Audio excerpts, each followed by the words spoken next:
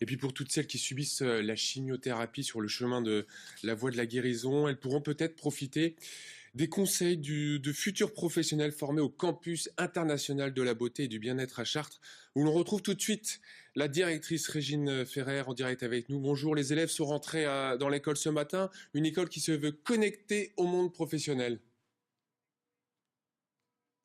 Oui, bien sûr, une école connectée. Et pour rebondir sur ce que vous avez dit, nous ferons effectivement dans cette école des journées spécifiques pour recevoir des femmes atteintes du cancer, pour leur offrir une journée complète de beauté et de bien-être.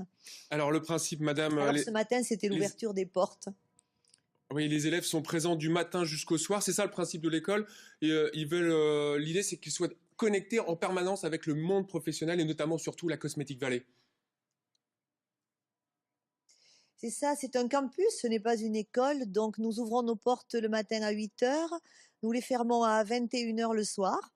Et les élèves vivent à l'intérieur du campus, déjeunent à l'intérieur du campus, étudient, puisque le soir nous avons mis au point des study rooms. Et lorsqu'elles ont terminé leur cours, elles peuvent rester en groupe, coachées par un professeur ou moi-même, pour continuer à travailler, rentrer chez elles ensuite tranquillement, sans avoir des devoirs à faire.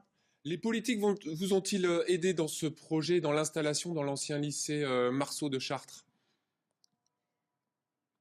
Ah, c'est un projet commun avec Chartres Métropole, bien entendu, sans qui rien ne pouvait être fait, puisque d'abord il y a eu le choix de ce lieu absolument magique qui est l'ancien lycée Marceau et l'ancien couvent des Cordeliers, avec une réhabilitation de ce site historique en cœur de ville, avec un accompagnement évidemment à tous les stades du projet par Chartres Métropole, bien entendu, puisque cette réhabilitation a été faite avec sous le contrôle et sous l'œil des Monuments de France. Nous avons fait une réhabilitation totale en conservant des choses extrêmement importantes. Je veux parler par exemple des parquets qui ont tous été rénovés dans l'état, de la bibliothèque du 19e siècle qui est absolument magnifique, et les coursives avec les structures Gustave Eiffel qui ont été aussi restaurées de façon à rendre à ce lieu le lustre d'antan. Merci beaucoup Régine Ferrer, vous étiez en direct de Chartres et c'est vous qui avez ouvert cette école internationale de la beauté et du bien-être à Chartres. On vous souhaite bon vent bien évidemment avec les 120 élèves de la promotion. Merci beaucoup d'avoir été en direct avec nous.